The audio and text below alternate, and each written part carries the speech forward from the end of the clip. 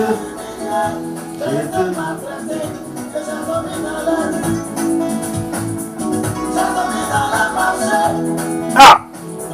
J'ai dormi sur les bancs des églises. Quand on me voyait, on se moquait de moi.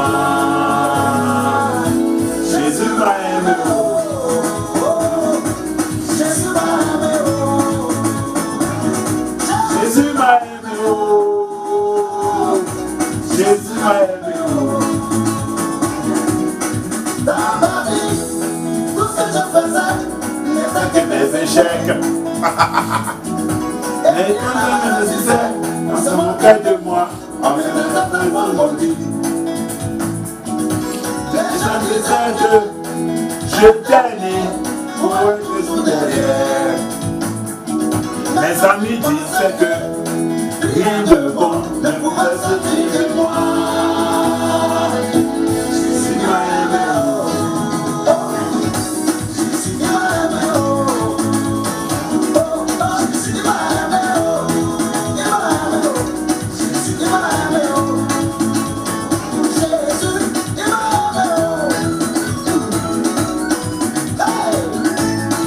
Que tout l'amour revienne à Allez, celui qui m'a aimé.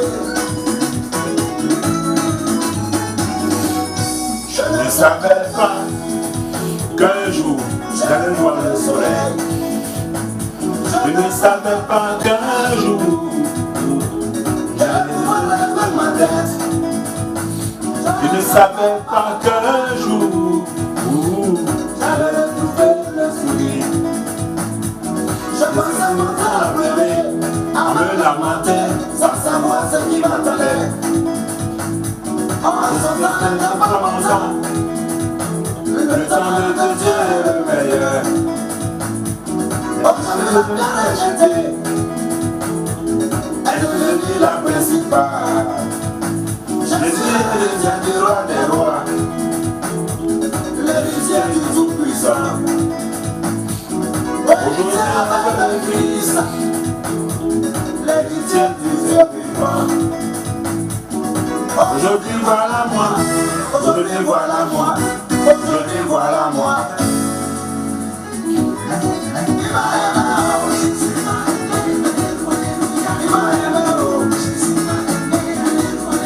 Il m'a aimé, oh. Il m'a aimé.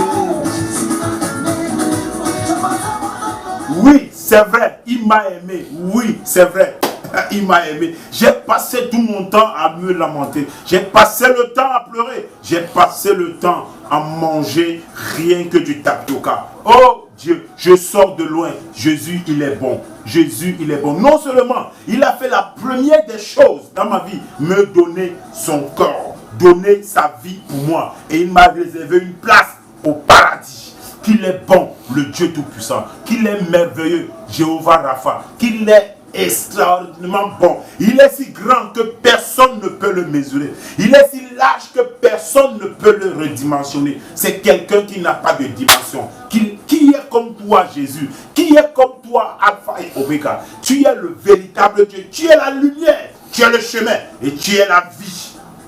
Oui, tu es la vie. Parce que je me souviens, j'ai dormi dans les bancs de l'église. Moi, j'ai dormi dans des bancs de l'église, ici en Côte d'Ivoire. J'ai fait 1 mois et demi en face du CHU, nouveau CHU anglais. Il y a une grande église là-bas. J'ai dormi là-bas 1 mois et demi. À même le sol. À même le sol. Un mardi, à midi pile, on est venu fermer l'église sous mon nez en me disant de partir. Je me suis retrouvé en route. Je me suis retrouvé dehors avec mes sacs. Je savais où aller. Je savais où dormir. Je ne savais même pas où est-ce que je pouvais partir. Alors qu'il était 15 heures, je ne savais pas quoi faire. De midi à 15 heures. Voilà la soirée qui est en train d'arriver. 18 heures moins. Je ne sais pas où partir. Je cherchais des chantiers où dormir, des maisons inachevées, pour juste dormir, pour que demain arrive. Car je n'avais personne. Je ne savais pas où aller. Mais Jésus-Christ de Nazareth, je me pose à ce témoignage. Je m'oppose à ce témoignage. Je vais vous montrer au prochain c'est jeudi. Demain jeudi, je continue avec ce témoignage. Vous allez comprendre comment les anges sont descendus du ciel pour me positionner là où je suis. Vous allez comprendre la grandeur de Dieu. Vous allez comprendre que Jésus-Christ est vivant. Je m'oppose. C'est un très grand témoignage. C'est un très grand témoignage. Quelqu'un qui quitte du Gabon jusqu'en Côte d'Ivoire à pied. C'est un très grand témoignage. Je m'oppose. Je m'oppose. Jeudi, demain, ne manque pas. Je vais conclure. Pour le moment, je vous bénis. Vous êtes bénis, vous êtes bénis. Je suis le révérend prophète Jérémie Biboum. Que la grâce de Dieu vous accompagne. Bienvenue encore pour ce programme Détruire l'homme fort de ma vie, détruire la malédiction de ma vie. Quelle est la malédiction qui te fatigue? Hier, mardi, nous avions parlé du côté maternel. Comment détruire l'homme fort du côté maternel. Comment détruire certaines choses du côté maternel. Des choses vraiment qui nous ont fatigués. Mais Dieu a béni. Il y a eu plusieurs témoignages. Les femmes qui n'enfantaient pas, des femmes qui ne se mariaient pas du côté maternel. Il y a eu la sorcellerie, des choses qui ont été faites, des poupées qui ont été délivrées, brisées, les canaris brisés. Aujourd'hui, comme le programme l'intitule, nous allons voir du côté paternel. Qu'est-ce qui s'est passé du côté paternel pour que tu sois ce que tu es? Qu'est-ce qui se passe du côté paternel pour que toi, une seule femme ne te suffit pas? Il te faut 2, 3, 4, 5 femmes. Même quand bien même tu es marié avec ton esprit, ton sexe, tout est dehors, tu cours derrière les jupons. Même quand même le mari te garde bien, toi la femme, c'est le voisin, tu as besoin, c'est la voisine, tu as besoin, c'est le voisin, tu as besoin, c'est le professeur que tu as besoin, tu cours toujours derrière les hommes. Qu'est-ce qu'il fait ça? Est-ce que c'est un bon esprit qui vient du côté de ton papa? Nous allons encore prier. Nous allons prier une fois de plus pour remettre ce moment entre les mains de Dieu. Parce que rien ne peut se passer sans la volonté de Dieu. Donc pour cela, prions.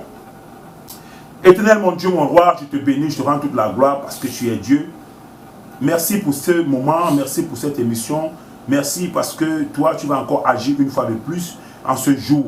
Merci pour les délivrances que tu vas encore faire du côté paternel. Merci parce que tu as toujours été avec nous dans ce programme. Merci pour tout ce que tu as fait hier et merci pour ce que tu vas encore faire aujourd'hui. Pour cela, nous te confions nos caméramans, nous te confions nos appareils, nous te confions tous ceux qui sont en train de nous suivre dans le monde entier, du nord à l'est, à l'ouest, au sud, tous ceux qui sont avec nous, Seigneur, ce soir, que toi-même tu les édifies, que ton esprit vienne les saisir et que tu les délivres de la mentalité de la pauvreté et que tu les délivres de la main forte de l'ennemi du côté de leur Père. Nous te confions cette émission au nom puissant de Jésus. Nous t'avons prié. Amen. Nous allons adorer un peu.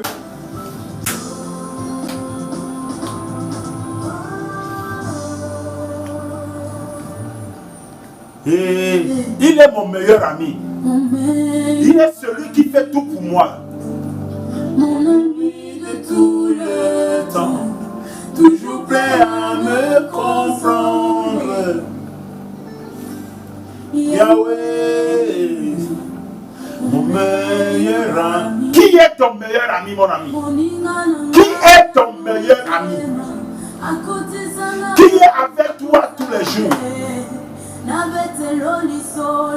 Camarade Nangai, Nakarezo Isusu Nangarade Te, Akono Yame famille Nangai. Tu es mon meilleur ami. Son nom c'est Jésus, son nom c'est Jésus. Mon meilleur ami. Mon meilleur ami. Mon meilleur ami. Hey! Jésus mon meilleur ami. Quand la dépression a frappé à ma porte, Yahweh, impossible d'en parler. Personne ne pouvait me comprendre. Ce qui on y n'en y n'anaye. On y n'anaye, Yahweh mon Dieu, so Jésus.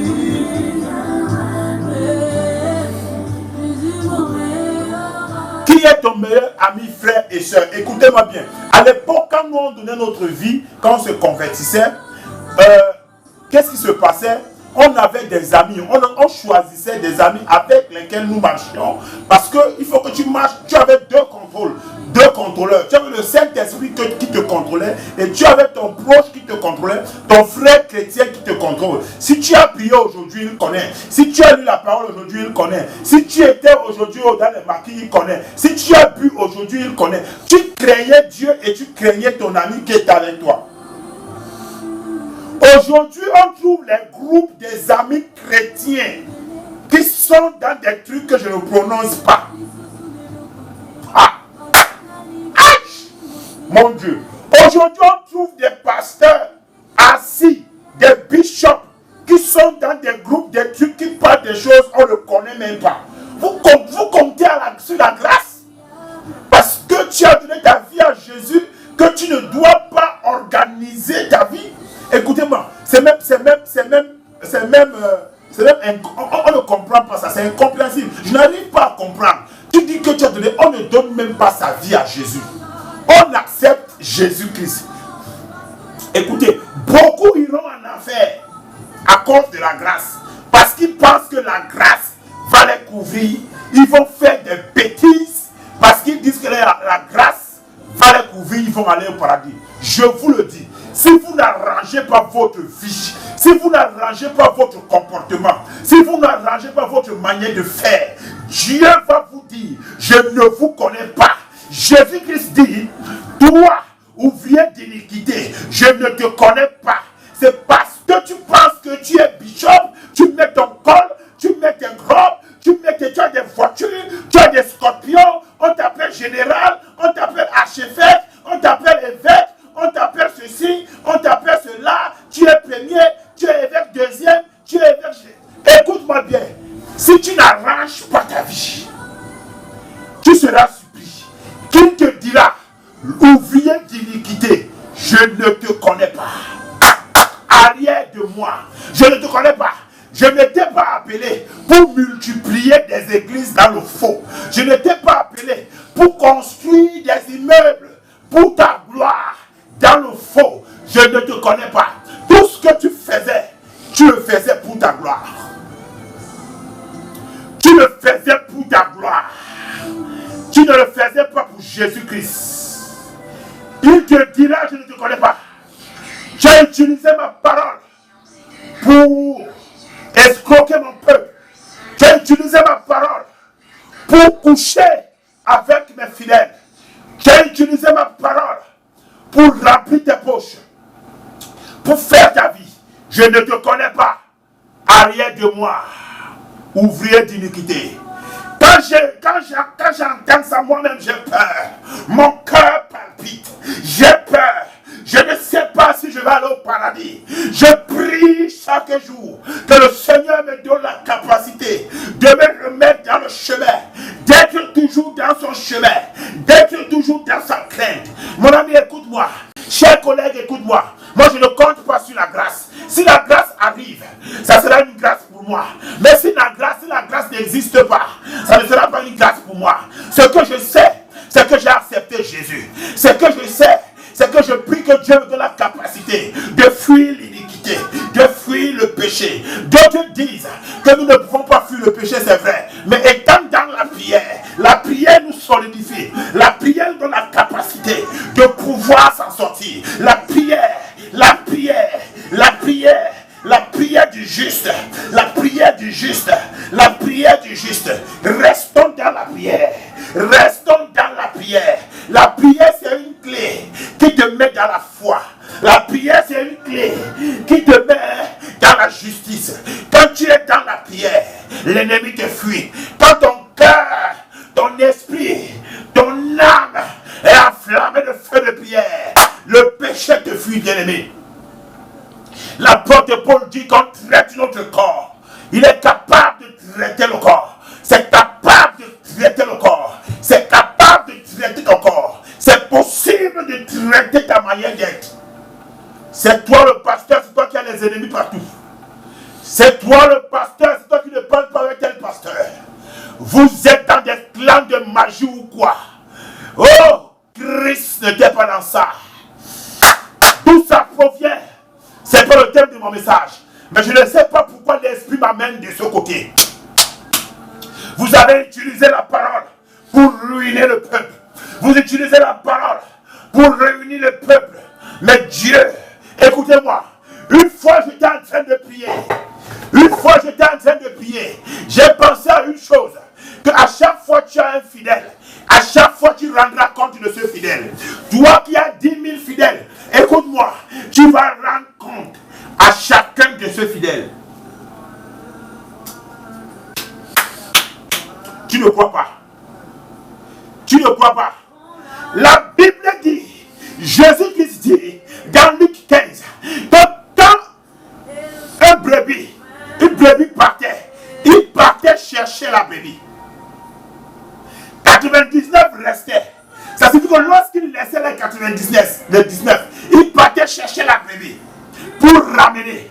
Et il soulevait, il mettait sur son cou le berger pour amener. Lorsqu'il soulève, il soulève parce que la brebis est fatiguée. Il soulève parce que la brebis a perdu la tête. La brebis a perdu la connaissance. Il ne faut pas qu'il va rendre compte au grand maître où est-ce que la brebis est partie. Il soulevait et il ramenait parce que la brebis est fatiguée. Combien de pasteurs suivent vraiment leur brebis? Combien de pasteurs vont rendre compte? Tu vas rendre compte. Laisse-moi te dire, des multiples de fidèles que tu utilises pour dire que tu es fort, pour te glorifier, pour t'élever, pour que ton nom soit élevé, tu vas rendre compte de leur vie. Qu'est-ce qu'ils sont devenus? Le grand maître te posera la question. Le grand maître va te demander qu'est-ce qu'ils sont devenus. La Bible dit, quand le fils prodige était parti, le regard de son père était en chemin. Le regard de son père était sur le chemin. Il ne savait pas où est-ce que son fils est parti. Mais son cœur, son esprit, son âme était sur le chemin. Il regardait si son fils va revenir. Il regardait à tout moment. Il regardait à chaque instant si son fils revient. Qu'est-ce que tu fais des brebis? Hormis de prendre la chair, hormis de prendre leur dîme, hormis de prendre le lait pour boire, pour t'engraisser, pour grossir toi-même, pour être grand, pour acheter les grosses voitures. Qu'est-ce que tu fais? Qu'est-ce que cette brebis est devenue? Qu'est-ce que la brebis est devenue grande? Est-ce qu'elle est capable de prier? Est-ce qu'elle est capable de chasser un démon? Est-ce qu'elle est capable? Est-ce qu'elle est fondée? Je ne sais pas pourquoi l'esprit m'amène de ce côté, mais ce n'est pas le thème de mon message. Ce n'est pas le thème de mon message. C'est une introduction. Vous êtes bénis au nom de Jésus. Que celui qui a les oreilles m'entende. Ainsi parle l'Éternel. Ouvrons notre Bible. Ouvrons notre Bible dans Genèse 26, Genèse 22. Genèse 22, verset 6. Genèse 22, verset 6. Nous allons lire la parole de Dieu. Tu es fâché. Je ne m'adresse à personne. Le message était public. Le message va jusqu'en Inde. Le message va jusqu'en Chine. Le message va au nord, au sud du monde entier, à l'est, à l'ouest. Le message ne t'adresse pas à toi seul. Si tu es fâché, il faut essuyer la mort. Parce que c'est que c'est à toi le message appartient. Oui, c'est que c'est à toi ce message appartient. Ouvrons la Bible. Lisons la parole de Dieu. Je lis la parole de Dieu avec considération. Abraham prit le bois pour l'Holocauste.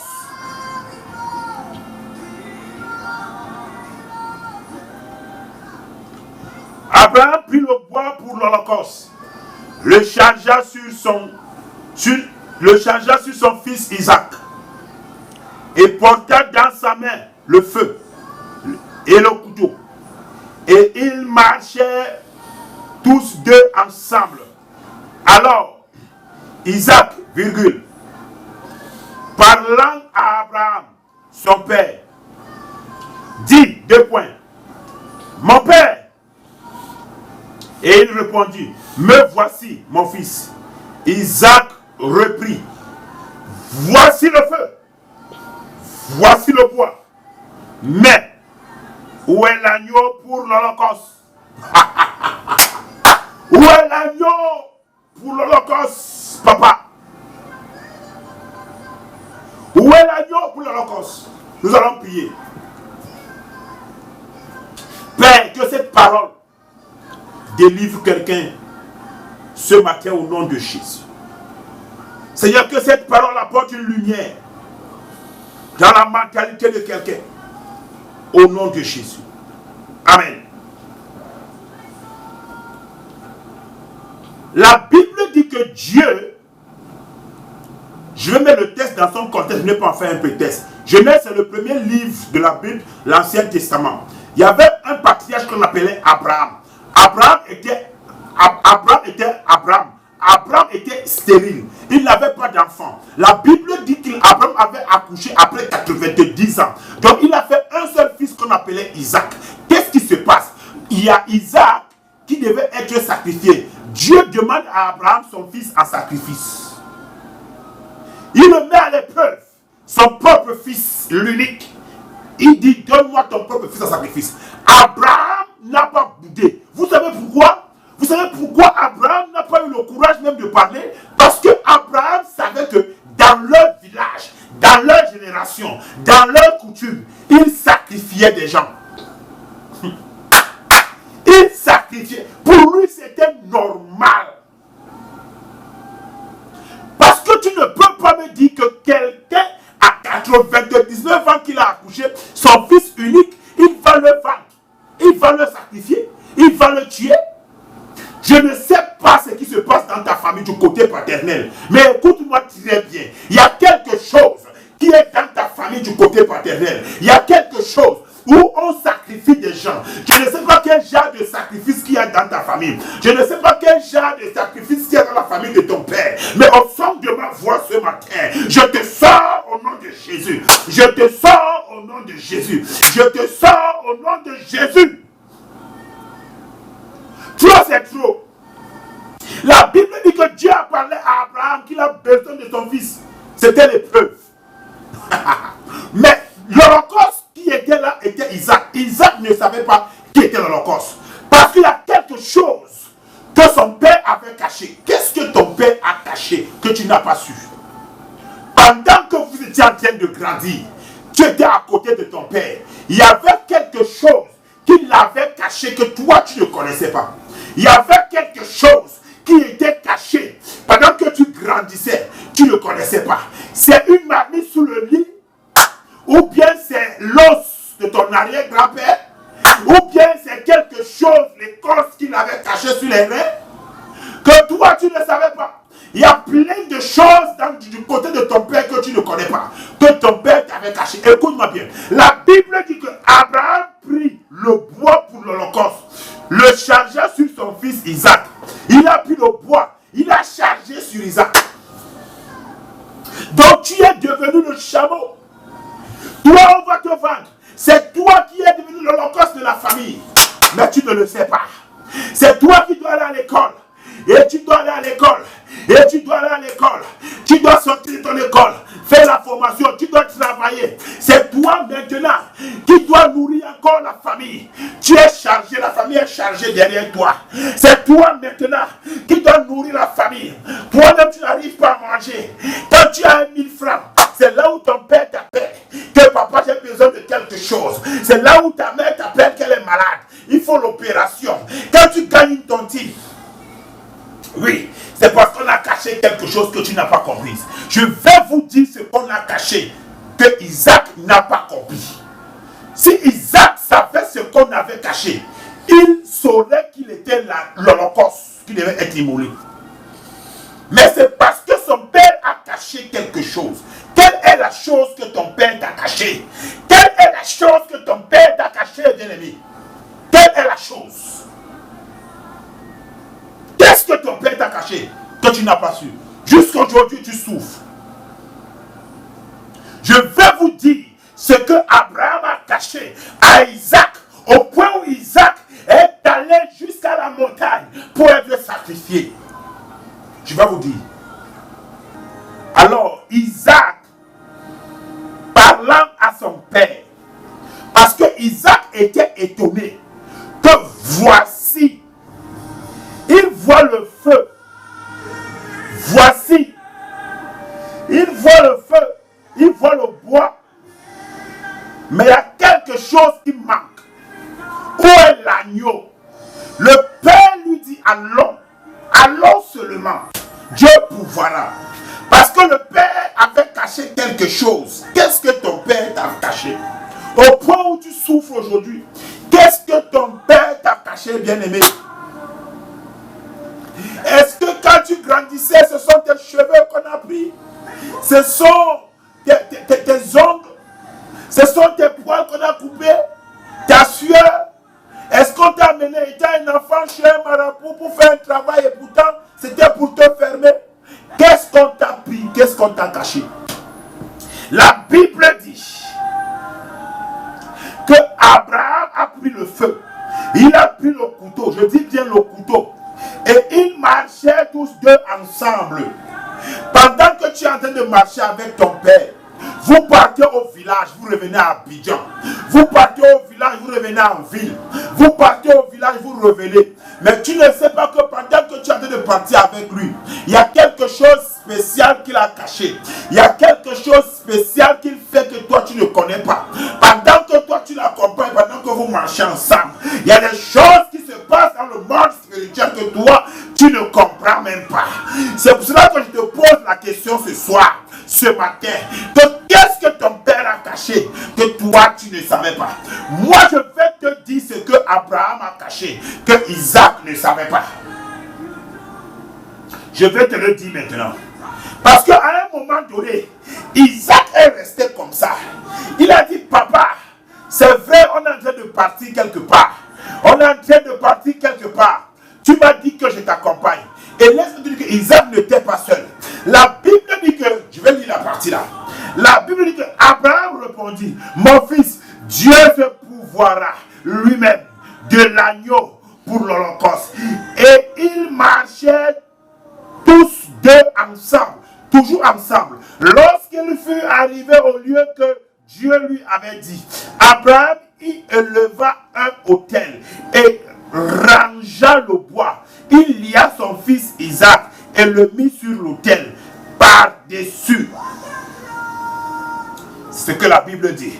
Mais ailleurs, la Bible dit que, verset 5, et Abraham dit à ses serviteurs, restez ici avec l'âne, moi et le jeune homme, nous irons jusqu'à là pour adorer et nous reviendrons auprès de vous.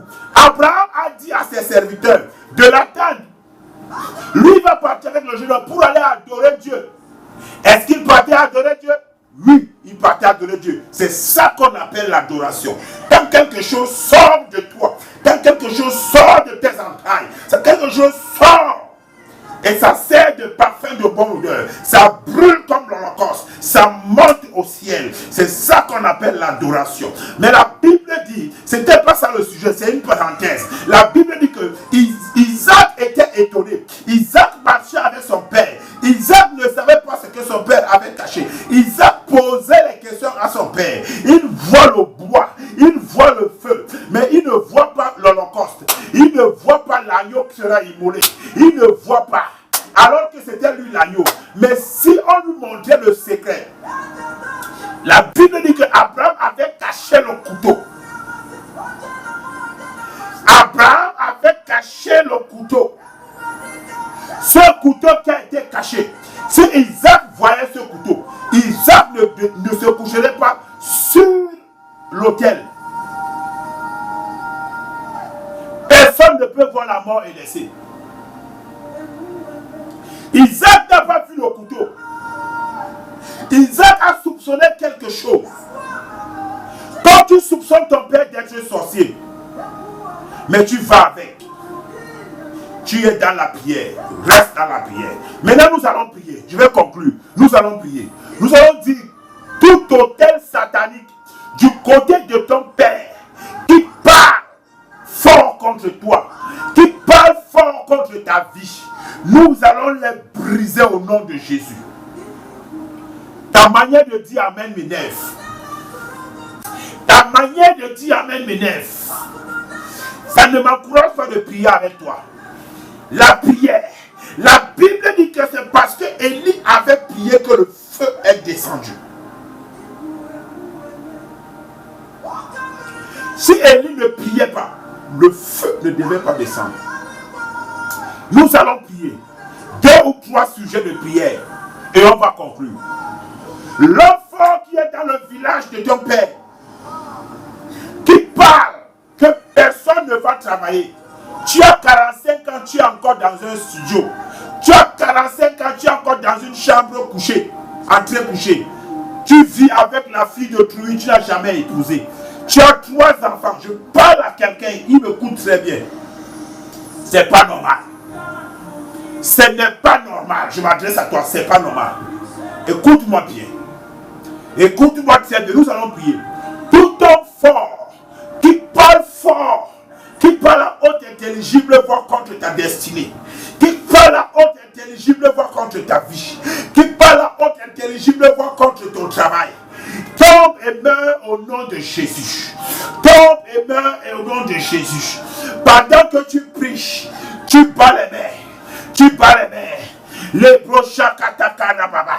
Morabache brekaya baba. Nasaka bache kete. Loka masa brakatara. Makaya bache breketaraba. Les kotoro brakayaba. Tout homme fort dans mon village, du côté paternel, tombe et meurt. Tombe et meurt. Tombe et meurt. Il libère ma vie. Il libère ma vie. Maintenant même, il libère ma vie. Rebo kakashakata, malabraya machendere. Partout où ils ont parlé que je ne vais pas construire, partout où ils vont parler que je ne vais pas me marier, aujourd'hui même, il libère ma vie. Il sort de ma vie. Au nom de Jésus-Christ de Nazareth. Donne-moi un bon amen. Donne-moi un bon amen. Écoute-moi bien. Pendant que nous sommes en train de prier, j'entends l'Esprit de Dieu me dire, il y a un monsieur qu'on appelle Emmanuel. Il a commencé une construction quelque part. Mais la maison, ça fait 3 ans. La brique n'arrive même plus à monter. Parce qu'à chaque fois qu'il a de l'argent, quelque chose se passe. À chaque fois qu'il a de l'argent, quelque chose se passe. Cet argent part. Soit l'enfant tombe malade, soit c'est lui qu'on doit opérer, soit c'est sa femme qu'on doit opérer. Il y a quelque chose d'extraordinaire. Emmanuel, écoute-moi bien. C'est la sorcellerie. Ça vient du côté de ton père.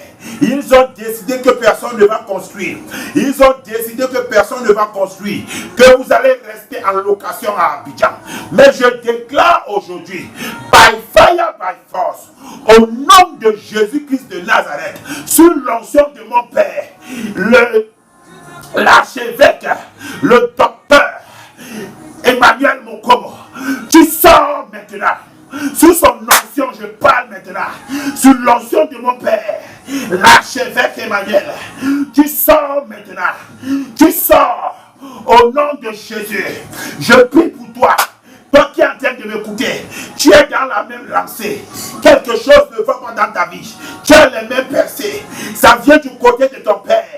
Maintenant même, tu n'es plus l'agneau immolé. Tu sors de cet hôtel maléfique. Au nom de Jésus. Je vais prier pour quelqu'un. Pendant que tu travailles, tu n'as jamais fait un travail de 3 mois. Même un woro quand tu le conduis, tu ne fais pas 3 mois dans ce travail. On t'enlève du travail. Ça vient du côté de ton père. Mais pendant que tu es en train de me suivre maintenant là, papa ouvre les yeux. Je vois quelqu'un, un homme d'affaires, on t'appelle Alex.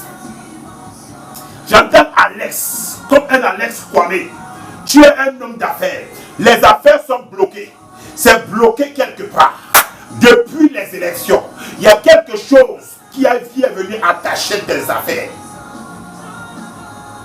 Je les détache maintenant au nom de Jésus. Nous allons prier. Tout homme fort contre tes affaires. Pendant que tu écoutes ma voix, je te libère au nom de Jésus. Je libère tes affaires au nom de Jésus. Les Bokabashakata, Marabrakaya Bababa. Je libère. Toi qui es dans la même lancée, Écoute-moi bien, tes affaires ne marchent pas. Commence à prier avec moi. Commence à prier avec moi. Je libère tes affaires. Je libère tes affaires. Rebokayaba shakata. Makayaba shendera baba. Rebrokatara yaba. Le kotoroba katekeya. Le mayabrakaya baba shakata. Tu es libéré. Tu es libéré. Tu es libéré. C'est dans le nom de Jésus j'ai prié. L'Esprit de Dieu m'amène quelque part. Je ne maîtrise pas bien la Côte d'Ivoire. L'Esprit de Dieu m'amène quelque part. J'arrive à cet endroit, je vois de l'eau. Je vois beaucoup de poules qu'on a mis à l'intérieur. Beaucoup de poules qu'on a jetées à l'intérieur sous forme de bébés. Sous forme de bébés, c'est un sacrifice. Sous forme de bébés, je vois des poules. Je vois des poules, je vois des poules. On jette sur une rivière. Je vois des poules. Je vois des poules. Je vois des poules. Je vois des poules. Pendant qu'on m'amenait, je traversais Beaunois. Je traversais Beaunois. Je suis comme si je vois prison centrale. Je vois prison centrale. Je vois à Boisseau. Je vois à Boisseau, juste à côté. Je vois à Boisseau, j'ai une rivière. Je vois des poules. Je vois des poules. Écoute-moi bien, tu sors de là-bas. Tout décret satanique prononcé. Si c'est le village de ton père, parce que je prie aujourd'hui du village du père. Si c'est le village de ton père, je te libère au nom de Jésus. Je t'enlève dans ce fleuve au nom de Jésus. Je t'enlève dans ce fleuve au nom de Jésus. Tu n'appartiens plus à l'homme fort de ce village. Tu n'appartiens plus à l'homme fort de ce village. Au nom puissant de Jésus-Christ. Au nom puissant de Jésus-Christ. Amen. Comme je le dis, nous avons des veillées de prière colossales. Nous avons des retraites de prière colossales. Appelle seulement à ce numéro et inscris-toi, c'est gratuitement. C'est gratuitement. C'est à Dabou. C'est gratuitement. Tu vas prier avec nous. Prends le numéro, appelle. C'est des numéros WhatsApp. Laisse ton nom. Appelle. On va prier pour toi gratuitement, même au téléphone. Tu as été cité pendant cette réunion de prière. Nous allons continuer.